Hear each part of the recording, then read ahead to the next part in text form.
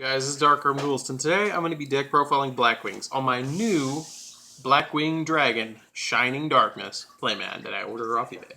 But without further ado, let's get into it on my world-renowned Blackwing deck profile that everybody knows is my signature soul deck. So let's get into it, guys. So first off, I'm playing 3 copies of Chris the Crack of Dawn. With Chris, you can special summon it if you control a Blackwing monster other than Chris, and he cannot be destroyed once per turn by card effects. So that's really cool, or by spell or traps, which is really cool. Really cool. I'm playing 2 copies of Blackwing Sure the Blue Flame because it's becoming less of a pendulum format and more of a normal summon monster, gets into grave, special summon banish and crap. So I'm playing 2 copies of Shura because it does actually work pretty well against Cosmos with 1 Colute, and then you special summon something else to get rid of the Dark Destroyer or something. 3 copies of Bora the Spear because it's a special summon and then it has piercing. 1 copy of Zaphros the Elite. Zaphros the Elite, if it's in the graveyard, I can return a card that's face up on my side of the field to my hand and then pay 400 life points, but I can only do it once a duel. 3 copies of Blackwing Colute the Moonshadow. If this card is in my hand and a Blackwing is involved in any sort of battle, I can discard it to make that Blackwing monster gain 1400 attack, which is super good because with that it makes Chris a 33 beater, it makes Shura a 32 beater. It's just overall probably one of the best cards in the deck, and it was at 1 for a very long time after Blackwings won Worlds. But 2 copies of Blackwing Gale the Moonshadow, or not Gale the Moonshadow, Gale the Whirlwind. With Gale the Whirlwind, you can special summon it if you control a Blackwing monster, and you can target 1 card on the field and half its attack points, which I don't think is really needed at more than 2 with all the other tuners that I play in the deck. This is 2. This is 4 tuners. I'm going to count as I go along. I'm playing, I think, 8 tuners. Yeah, 2, 4, 6, 7, 8. Yeah, 8 tuners. So, yeah, 2 Gales is fine. 2 copies of Pinaka the Waxing Moon. With Pinaka, if it's sent to the graveyard, it can only be used to synchro summon a Blackwing monster. If it's sent to the graveyard from the field, then you can add a Blackwing monster from your deck to your hand at the end phase. So it's kind of like a Skarm of the deck. Then 2 copies of Blizzard the Far North. When this card is normal summon, you can special summon a level 3 or level 4 or lower Blackwing monster from your graveyard. And then once you do so, you can synchro into something. Then one of the new cards that I'm playing in here that I'm testing out is Blackwing Decay the Ill Wind. Now this is a really interesting card. Once per turn during the end phase, if this card was sent to the graveyard because it was sent there this turn, you take 1,000 damage, which isn't too bad. It's kind of a recoil for it, and I don't understand why they gave it 1,000 damage, but they did. When this card is normal summoned or special summoned, you can target 1 Blackwing monster you control, either increase its level by 1 or decrease its level by 1. Now it's great for rank 8, or not rank 8, level 8 plays. It's also great for overlaying into 4s, which is kind of good.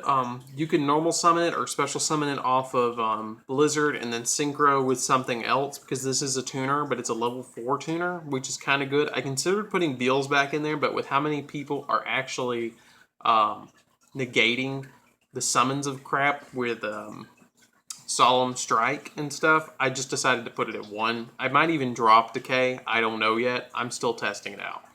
But something that you can combo with it is Blackwing Harmonic. Or not Harmonic, what am I thinking? Hamaten the Dust.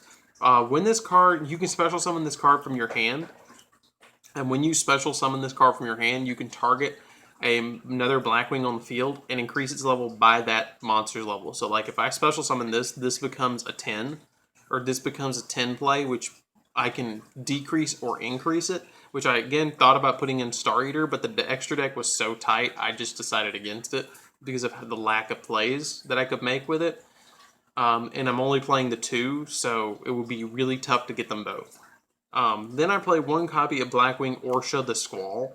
Orsha the Squall is really good to get out and normal summon a Blizzard. Like what I do is I normal summon Blizzard, get back like let's say a level 4, and then special summon this out, synchro for Nothung, and then synchro Nothung away for Orsha, or get out Nothung, and then synchro again to get out Hawkjoe, and then use Hawkjoe's effect out to get Nothung back.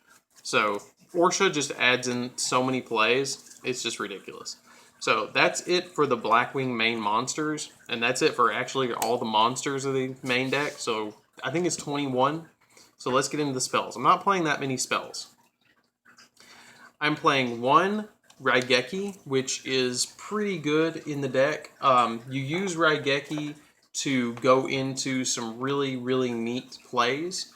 You can destroy your opponents, all their monsters on their field, which is really nice. And it lets you OTK your opponent ridiculously. So, one Raigeki. I play one copy of Instant Fusion because you can go into Elder Entity Norden.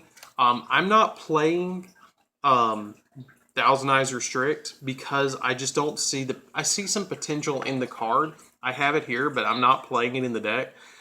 You can make it, but I'm not, because it's just going to die at the end of the turn. It steals one card for 1,000 points, basically. And I don't find it great, so I'm not playing it. But then I play 2 copies of Allure of Darkness because now it's at 2 and it adds a lot of draw power to the deck. And I'm not afraid to banish certain Blackwings for a plus, well, breaking even but thinning the deck. 3 copies of Whirlwind because it searches, and with Allure, I'm going to get it faster. 2 copies of Twin Twister. I am playing MSTs under these. If you don't have Twin Twisters, feel free to play MST. I am proxying these, so it's just something that I don't want to spend $10 on, but I will spend $10 or $20 on a mat. But it's just something I just don't want to do. I'm waiting for the Megatins to come out in a month or so, so I'm just waiting on it. That's it for the spells. Let's get into the traps. For the one-ofs, I'm playing 1 Torrential because I can lure my opponent into a false insecurity by playing this face down and having Chris. And then during their turn, when they normal summon a monster or try and pendulum summon on me, I Torrential them. This lives, and they all die. So, Torrential. Really good. 1 Bottomless, because Bottomless, again, is just a great card. I can stop all my opponent's pendulum summons and stuff like that, and their Dark Destroyers and all that sort of crap. Solemn Warning, because I want to stop my opponent from playing. Vanities, because I can shut my opponent down with it. 2 Icarus Attacks, because Icarus Attack, I contribute any of my Blackwing monsters to pop 2 cards, pop their scale, pop anything I want to pop. I'm still choosing to play 2 Fiendish Chain because I still believe in Fiendish Chain being a good card. It adds pressure. I don't like Breakthrough Skill because this stops attacks. This stops attacks a lot. Then I'm playing 2 copies of Solemn Strike, but as you can see, the sparkle on the side, I don't have the Solemn Strikes. I'm proxying them still. I think they're going to get reprinted in the Mega 10, and they're probably going to go to 1 after the Mega 10. I think that's why they're leaving it at so many copies of Solemn Strikes, because they're still producing Bosch. And once the Mega 10 comes out, after they get their money for the Mega 10s, they're going to put this at 1, and they're going to slow the format down even more, or make it a little faster with this being gone. But if you don't want to play this, you can play Grand Horn of Heaven, which is what I'm playing for like a local tournament instead of Solemn Strike, which this is how I make my proxies, guys. I print this off and then I just slide it in the protector. It's super easy. It's super easy. I can give you guys the dimensions if you want to make these. It's really, really easy. I can do a whole proxy video if you guys want. Just tell me down in the comments below and I can do it. It's really easy. But that's it for the main deck, guys. Let's get into the extra deck. So for the extra deck, I'm playing 1 copy of Hawkjoe. Hawkjoe is amazing in this deck. He is a monster reborn. He can bring back a level 5 or higher Blackwing monster from the graveyard if he's on the field, which is what I was talking about earlier, synchroing into Nothung and then using Orsha to send Nothung to grave and then using his effect to bring Nothung back and having Nothung and Hawkjoe on the board. And honestly, he's probably my soul card out of all the cards that I have. I love Hawkjoe. Love the art. Think he's amazing. Great card. Would play him at more, but the extra deck is a little tight. Really cool effect about Yugioh is he, if a Blackwing is targeted, or if he's targeted, you can target a different Blackwing. So like if your opponent's going to destroy it with a spell or trap card, and you have Chris on board, you can target him, target Chris. He won't die, and Yugioh won't die either. So it's really neat. One Raikiri, the sudden rain or the rain shower. For every Blackwing face up on the field, you can destroy once per turn cards on your opponent's side of the field equal to the number of Blackwings besides Raikiri. So, like, if I control 4 Blackwings plus him, I can destroy 4 cards on my opponent's side of the field, so it just wipes their board.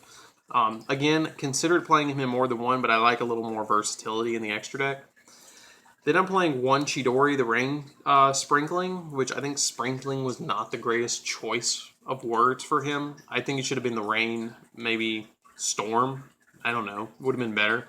But with Chidori, with Raikiri and Chidori, if they're synchroed using Blackwing cards, you can, they're tuners, technically. Which I don't really understand how that's going to help me a lot. Maybe in like a Quasar deck it might, but in here it's not going to help me out that much because I'm not going for Quasar. But the really neat thing about them here, or him, is if he's sent to the graveyard, if he's destroyed and sent to the graveyard, I can special summon one Blackwing monster that's a synchro from my graveyard, which if Yugioh's already been used, I'll bring Yugioh back and then immediately bring Chidori back because they'll combo again.